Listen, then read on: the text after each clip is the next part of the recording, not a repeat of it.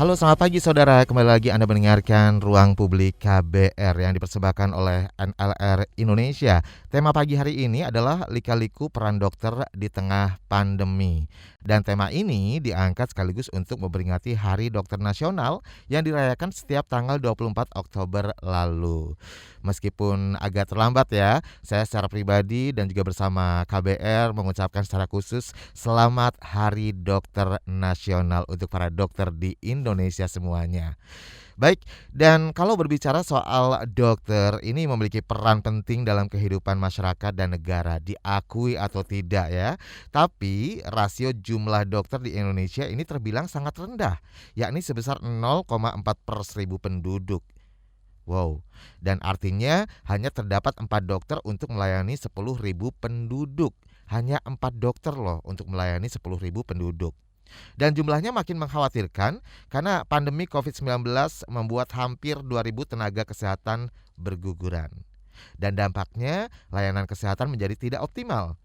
Salah satu kelompok terdampak adalah pasien kusta yang mana di beberapa kasus mereka tuh terpaksa putus obat dan tidak mendapat layanan.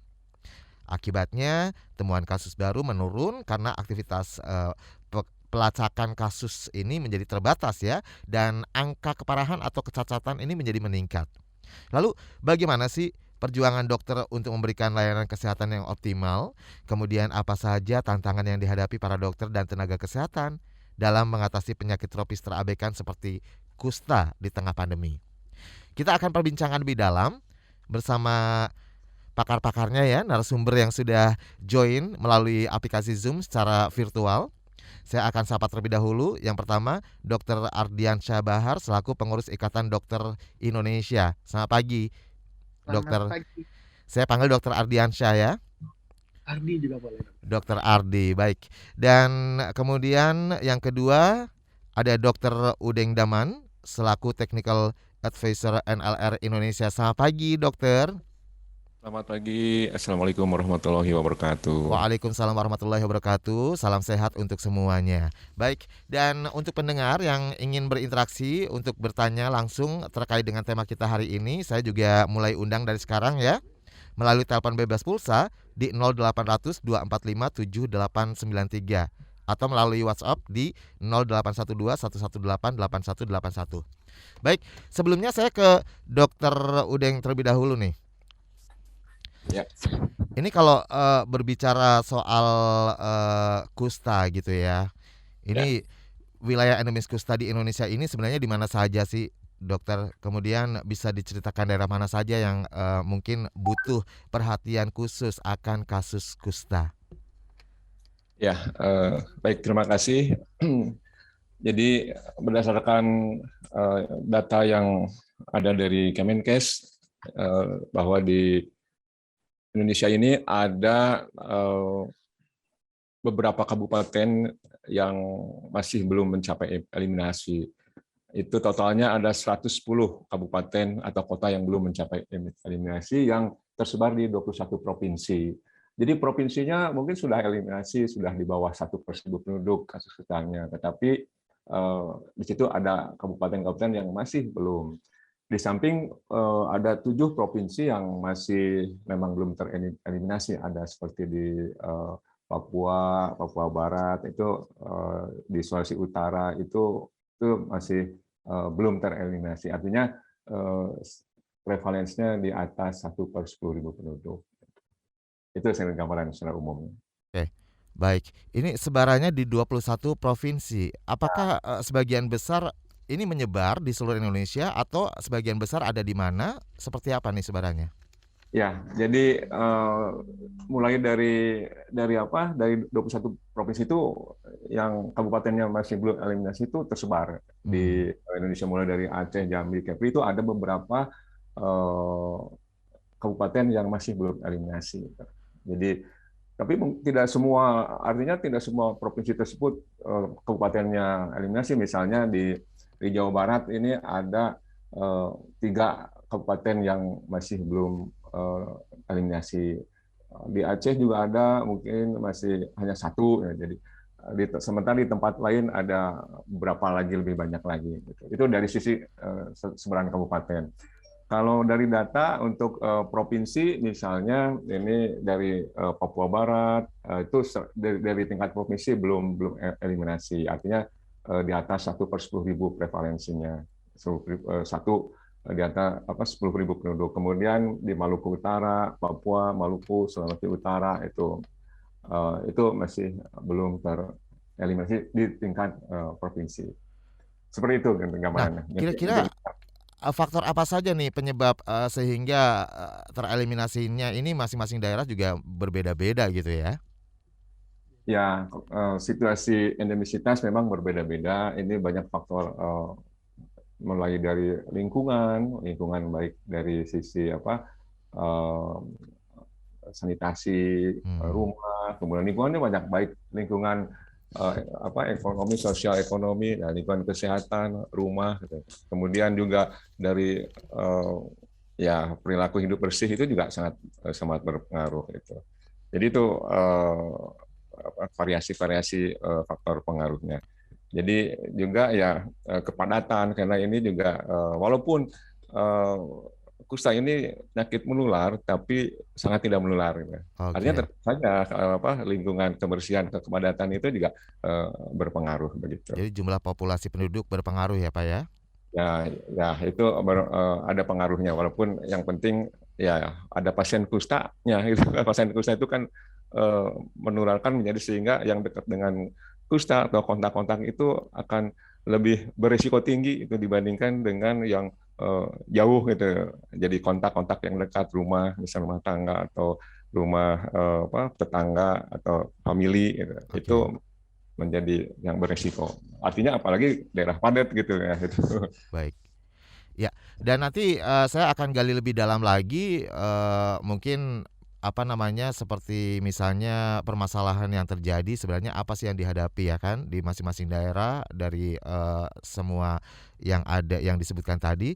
Baik, tapi sebelumnya saya ke Dokter Adiansa terlebih dahulu nih. Dokter, tadi sudah disebut bahwa rasio jumlah dokter di Indonesia ini terbilang sangat rendah ya, yakni sekitar 0,4 per 1000 penduduk. Nah, sebenarnya berapa sih rasio yang ideal nih untuk ya katakanlah yang cukup lah ya untuk mengakomodir. Nah, bagaimana jika dibandingkan dengan negara-negara lain nih? Iya, jadi kalau kita pakai rekomendasi WHO ya dengan per 1.000 penduduk, sebenarnya rekomendasinya itu adalah 1/1000. 1/1000. Iya, 1/1000. Nah, tadi kan katanya 0,4. Eh, Sebenarnya kalau kita mau hitung juga ya, kalau melihat sistem pelayanan kesehatan kita, bahwa kita kan ada pelayanan primer, ya tingkatan pelayanan primer. Hmm? Selanjutnya ada tingkatan layanan sekunder, di mana tingkatan layanan primer itu yang puskesmas maupun klinik ya, yang bertemu langsung dengan masyarakat, itu kan diisi oleh dokter umum. Jadi sebenarnya kalau mau menghitung, kita tidak menghitung seluruh jumlah dokter, karena kan dokter itu ada yang umum, ada yang dokter spesialis ya. Nah, kita memang sudah di angka 240-an ribu ya kalau dokter. Tapi untuk dokter umum sendiri kita di angka 150-an ribu. Nah, jadi kalau kita mau lihat sebenarnya dibandingkan penduduk kita yang 270 juta ya kurang lebih.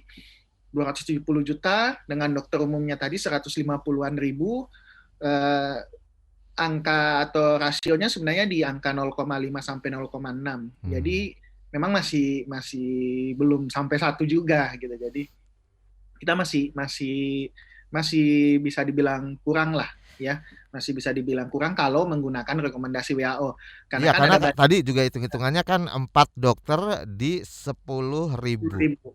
Iya, eh, karena ada juga standar menggunakan 2.500 atau bahkan lima Hmm. ribu gitu kan. Ada beberapa standar lah. Tapi kalau kita mau bicara yang WHO yang 1/1000 memang belum tercukupi berarti kan. Dan juga kalau mau dibandingkan negara tetangga, memang negara tetangga lebih lebih tinggi ya. Hmm. Baik itu Malaysia, Singapura itu bahkan sudah lebih satu, ataupun Filipina yang sudah hampir satu. Tapi itu pun data beberapa tahun lalu ya. Tahun ini pasti udah cukup signifikan rasio mereka. Jadi memang kita masih agak Tertinggal ya.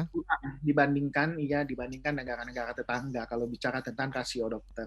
Baik. Nah, lalu berapa sih jumlah dokter yang dibutuhkan di Indonesia sebenarnya dan apa penyebab rendahnya jumlah dokter di Indonesia?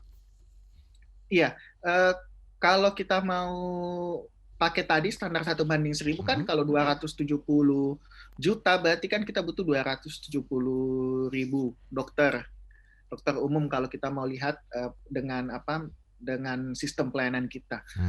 Berarti kan masih kurang 70-an ribu sebenarnya dokter kalau kita mau pakai standar tadi. Apa yang menyebabkan kurang ya karena memang sistem kita ya memang sekarang ya kalau kita mau lihat sekarang tuh kita setiap tahunnya bisa menghasilkan 12 sampai 13 ribu dokter. Ya, lulusan sarjana kedokteran sebenarnya.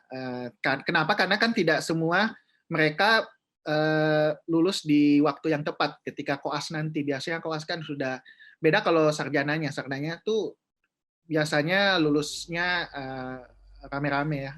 Tapi kalau di koas saat di pendidikan profesi biasanya ada yang agak telat seperti itu. Tapi kalau kita mau pakai rata-rata 12 sampai 13 ribu tadi sebenarnya ya dalam waktu 5-6 tahun ke depan sudah bisa terpenuhi yang rekomendasi tadi ya 1:1000 tadi.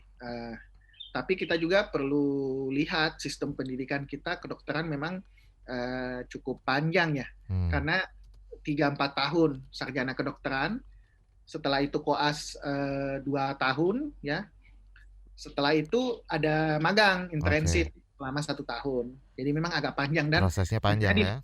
Di fase-fase itu ada kadang terhambat lah. Dan tadi untuk ikut internship atau magang itu harus lulus ujian kompetensi yang diadakan di kampus masing-masing. Nah itu kadang-kala juga kan tidak langsung lulus. Jadi itulah ada proses panjang kita di pendidikan itu tidak membuat semua yang masuk ke kedokteran itu langsung lulus secara bersamaan juga. Mungkin salah satu yang menjadi pembeda di beberapa negara lain juga mungkin ya, mungkin. Iya, karena kan memang macam-macam sistem pendidikan. Ya. Dan sebelum dilanjutkan kembali, saya sudah terhubung juga dengan salah satu penelpon, ada Ibu Clara di Kebon Siri. Selamat pagi, Ibu Clara. Halo Ibu Clara. Halo. Ya, silakan Bu Clara di Kebon Siri. Ini biar angkanya nggak tinggi lagi ini ya, Dok. Apa yang dilakukan para nakes, terutama ini buat nakes-nakes yang wilayahnya masih zona merah. Saya takut juga kadang kalau di perbatasan, di wilayah perbatasan begitu ya, nanti COVID-19 itu bisa cepat nular ke daerah-daerah sekitarnya yang bukan zona merah begitu, Dok. Oke. Ya, terima kasih Ibu Clara di Kebon Siri. Ya, tema kita pagi hari ini adalah lika-liku peran dokter di tengah pandemi. Dan ini agak-agak sinkron juga ya. Nah, apa nih yang dilakukan sebenarnya? Boleh dijawab sebentar dan nanti di menit ke-15 kita akan jeda. Silakan Dokter Ardiansyah.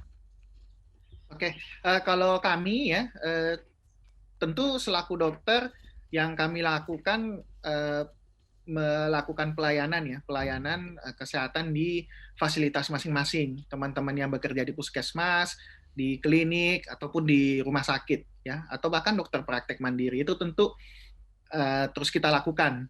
Selain itu edukasi juga terus kami lakukan, tapi memang intinya adalah peran serta masyarakat nih, kesadaran dalam menjaga protokol kesehatan. Nah itu yang tentu peran besar juga karena disitulah peran paling besar untuk menjaga agar mobilitas tidak tinggi, protokol kesehatan dijalankan dengan ketat, itu dapat mencegah terjadinya penularan. Jadi tentu selain kami misalnya tenaga kesehatan melakukan pelayanan kesehatan, melakukan edukasi kesehatan, ya kita berharap kerjasama dari masyarakat luas dan juga semua komponen masyarakat termasuk tentu media ya. Media seperti ini kan media edukasi, tentu kita berharap dengan adanya ini semua kerjasama semua pihak penularan tadi bisa kita hentikan seperti itu. Baik. Jadi yang perlu diketahui, perlu disadari adalah bukan hanya menjadi tugas para dokter ya kan, dokter saja, tapi juga masyarakat dari diri sendiri dimulai. Baik, tetap prokes ya, meskipun sudah vaksin. Dan nanti saya ke Dokter Udeng nih. Jadi masih ngomongin soal pandemi COVID-19 ya. Apakah ada pengaruh terhadap layanan kusta yang mungkin menjadi tidak optimal atau seperti apa, nanti bisa dijelaskan setelah jeda iklan ya Pak ya. Dan jangan kemana-mana, tetap di Ruang Publik KBR bersama saya Rizal Wijaya. KBR Inspiratif, terpercaya,